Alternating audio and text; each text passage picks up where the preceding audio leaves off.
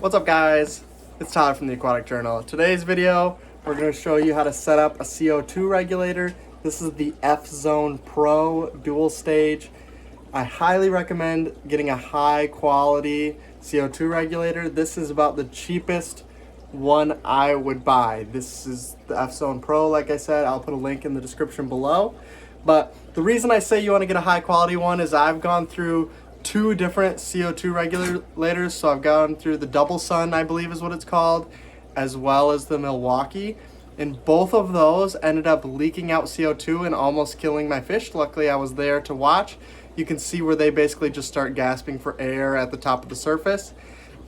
And this is a super common problem with CO2 is if you let in too much CO2, you'll end up with huge issues. So just make sure you get a high quality one. The ones I recommend, the F-Zone Pro is about the cheapest one. And then CO2 Art, Greenleaf Aquarium makes one, and SR Aquaristic. Those are 4 brands that you can look into. I just went with the F-Zone because it was on Amazon and I requested it for Christmas and got it, and it's just easier if they can buy it from Amazon versus anywhere else. So yeah, I'm going to show you how to set it up. So ignore my dog, you'll probably hear in the background, but we'll just start by opening this up, seeing what's in the box. It looks like this. It comes with 2 different drop checkers and manifolds. You can actually buy more of these on Amazon. I'll put a link in the description below for those as well. I'll probably end up buying more so that I can get 3 or even 4 of them on here, and then you can run 4 tanks at one time, all separately, all with different levels of CO2, which is super nice. This also comes with the solenoid on the bottom. The rest of the connector is in the box here, so pretty simple for the most part to put together. But we're gonna go ahead and install this. So the first thing you wanna do is make sure everything is turned off. So that starts with your CO2 tank. If this isn't turned off though, you probably don't have any air, so then you have your problem of your own. But then on here, you wanna make sure this one's turned all the way down. It has like a plus minus, so basically you just wanna spin it counterclockwise until it's all the way off and tight. You can see here like there's a minus and a plus, so you just spin it towards the minus until it's nice and tight. And then on here, on the bottom, there's an on-off as well. So you just want to make sure both of those are turned all the way off before you do anything else. The next step that I did is I just filled these up with water and then make sure that they're both tightened down here as well as on the top. You don't want any air going out of there, so just tighten those down as much as you can. The next step is going to be actually to attach this to the actual canister. So what I did is it actually comes with 2 O-rings, so I just put one in there, and then I'm just going to go ahead and tighten this on. You want to make sure this is as tight as possible, so once I tighten it as far as I can by hand, I'll probably go ahead and tighten it with a wrench as well, just to make sure that it's as tight as possible, because I don't want any air coming out. That's about as tight as I can go probably by hand. So then all we do is turn this on, which I already did to test to see if it was leaking. This gauge will then go up to whatever the amount of pressure is in the tank, and then you can just turn this one up and down to wherever you want it. So they recommend about 25 psi, so you see if I start turning this, it'll go up a little more. We don't really want it any higher than it is now already.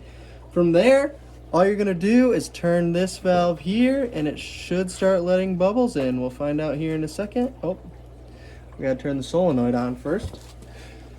So turn the solenoid on, click, should be working, which should allow air in. If I turn this valve, which it does look like it is in fact going to do. So we're gonna set it pretty low to start, maybe 2 to 3 bubbles per second, something like this, and we'll see how that goes. The 2 pieces of equipment that we need for this to work is one, a CO2 diffuser, which is that's actually my old one that I just hooked back up. You can see it's already spitting out bubbles already. And the second thing that we need is a drop checker, which looks something like this. It will actually sit in your tank like this. Basically, we're gonna put liquid in here and it's gonna tell us if there's too much or too little CO2, which is a good way. Definitely when you're starting your tank, I highly recommend these. After you get them going a while, I think pretty much they'll regulate themselves. So I'll go ahead and fill this up and put it in there and show you guys what it looks like. So I like to set my drop checker on the opposite corner of the CO2 diffuser so I can see if the whole tank is getting enough CO2. So basically it's just coming up right up here, getting dispersed by the the hang on back filter, and then hopefully this will change. So how this works is blue means there's not enough CO2, green means you have the perfect amount, yellow means too much. So when you first set this up, it's crucial that you monitor your fish for the first few hours that you have this set up, because what you don't want to do is put in way too much CO2 and gas off all your fish. It'll take all the oxygen out of the water and pretty much all your fish will end up dying. So I'm gonna monitor this closely for the next few hours. It takes the drop checker about 3 or 4 hours probably to get adjusted anyways. So we're just gonna monitor this closely for the rest of the day. It basically then just becomes dialing in the flow, so you can see how many bubbles are coming out.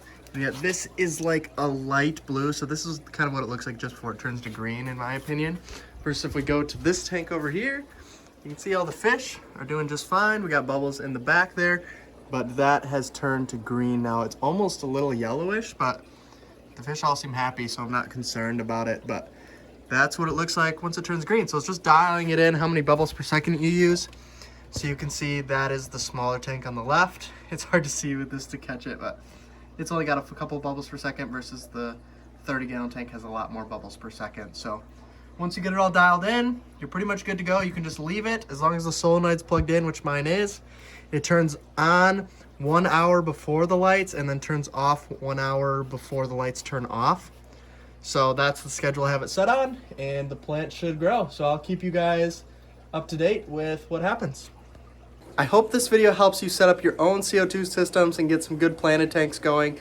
I think plants are really what drew me into the hobby, so it's super nice to have my CO2 system back up and running. I'm hoping to get a lot of plants going so I can spread them out throughout my fish room and really get this looking nice and green in here. So I hope that was helpful for you guys. CO2 can be intimidating when you first look at it, but it's really not that difficult, I promise. You definitely can do it. All you need is a CO2 tank and a good regulator.